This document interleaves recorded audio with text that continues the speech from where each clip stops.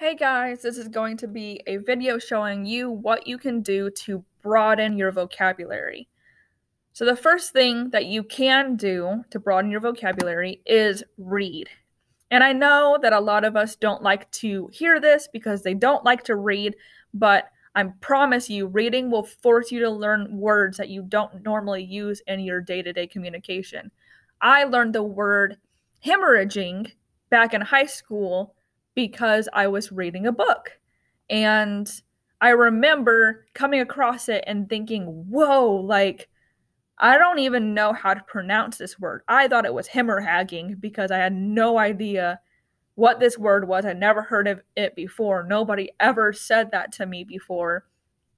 And so, of course, I had to look it up. So I looked up the word and I wrote it down in the margins. And ever since then, I remember what it is. Not saying that it's always going to be so,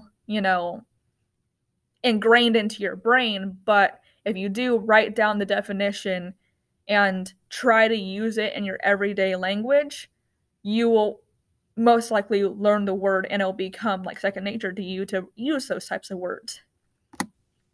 Also, if you befriend people from different cultures, this will definitely help in your vocabulary broadening. Of course, I'm not saying to befriend people from different cultures just so that you can learn new words, but I'm saying that if you befriend people from different cultures, which is very encouraged, you can learn these different words from people who speak the same language as you and people who don't speak the same language as you. For instance, if you meet somebody from the UK and you talk back and forth, eventually you'll realize that even though you speak the same language, not every word is exactly the same. Like, for instance, our overalls in American English are not overalls in the UK. And in England, they say dungarees. And our cilantro is not the same either.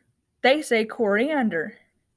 And those are only two examples, but there's so many different words that they use that we don't use and that we use and they don't use. So it's really cool to learn those words as well as more words that are in our US American English. And another example is I was in class with my friend and they asked us if we knew what the word culpable was. And I did not know what the word culpable was. I don't know why, but I just never really understood that. But my friend who speaks Spanish, he did know the word culpable because he was like, well, it must mean like blameworthy or that person is at fault because the word culpa in Spanish is to blame. So, yeah. And I'm like, oh, wow. Like, ever since then, I know both the word in Spanish and the word in English because of what he said.